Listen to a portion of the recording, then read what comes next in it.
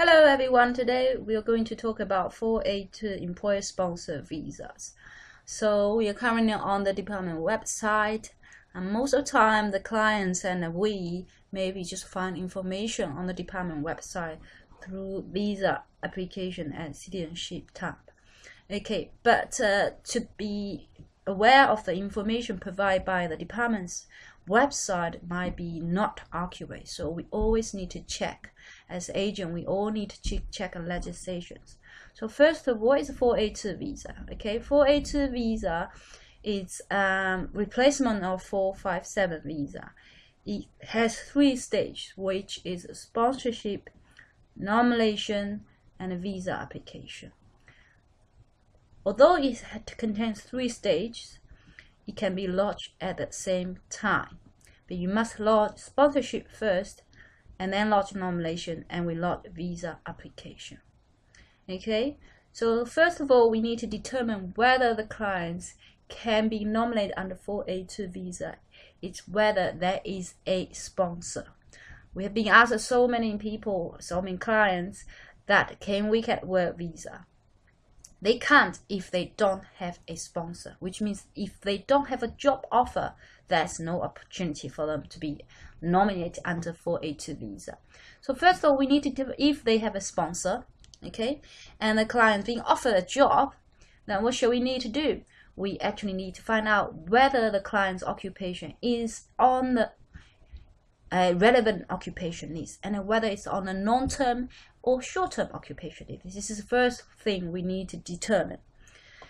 Now, on our website, you can have a look. The legislative instrument for 482 occupation is IMI 18/408048.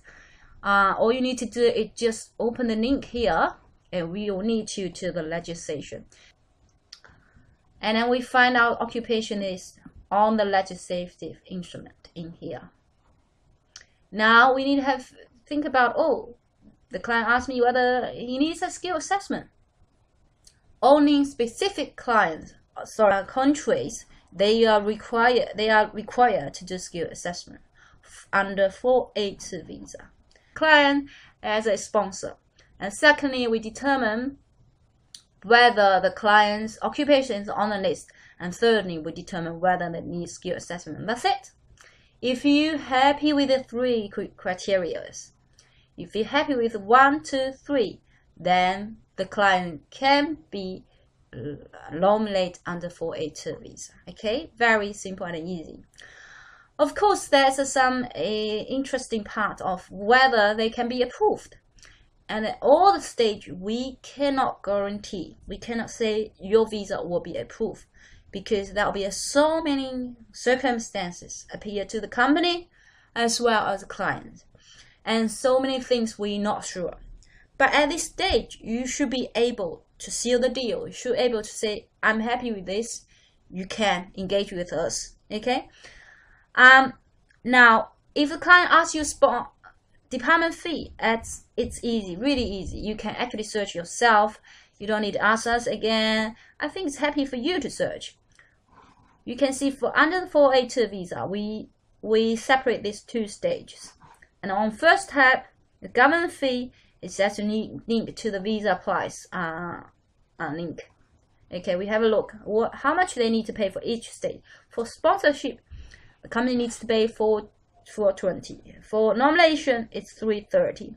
For visa application, if that's a long-term occupation list, this is the price, $2450. If the short-term occupation is, then this is the price. This is what they require to pay as a primary applicant. Rest of the fees, we can have a look in here. Temporary visas. Okay, simple, very simple and easy. It's here. There's nothing hidden. That's the department going to charge, plus credit card surcharge. I believe it's 1.32% now. So yeah, we have everything covered here. So how much they need to pay for each stage, and how much you're going to quote for the professional fee. This is what we quote them. It's according to Omara's guidance as well as market rate. That's nothing to argue, basically. This is the amount of work we're going to do. the sponsorship, who's going to, who can sponsor? The sponsor can be an established company, and it can be also a startup. It's okay. In order to meet the sponsorship requirements, okay, I don't want to go to Legend.com, it'd be too complex for you. But so most likely, when you view my tutorial, this one, the company will require to make a contribution of this amount of money.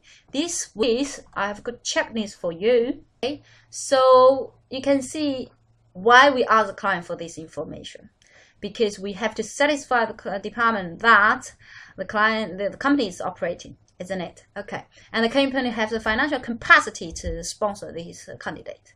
Nomination. The nomination part is most tricky part, because a lot of 457 visa was refused. I heard that they were refused because of genuine position. This is really tricky. So you don't need to worry about this too much. Once you have a company, once you have a client's resume, will determine the best occupation for the candidate. This is reason the definition of that job is according to Australian Statistics Bureau, which means Australian Bureau of Statistics, to determine what a job description should be. Okay. Now we've been through this nomination, no need to worry about that part.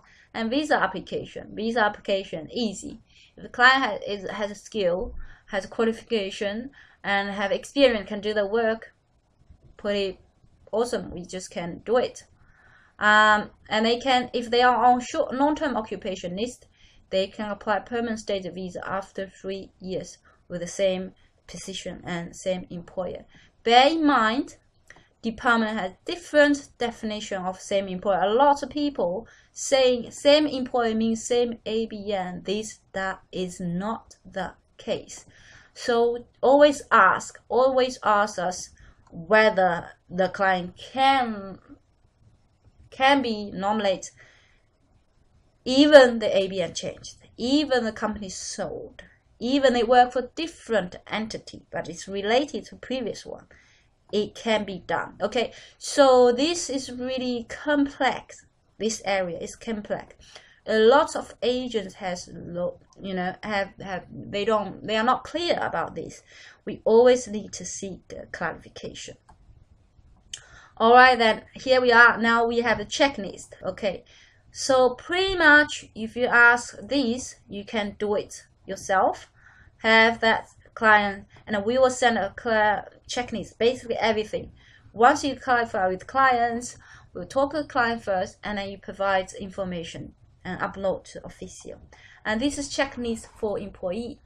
Forms you need to complete: questionnaire, form 956, identification, experience, and the English requirement. Okay, this is, we assume this is single. That's only one applicant. If we have dependents, for example, wife or husband or children, then we need to demonstrate they are relationship, right? Okay.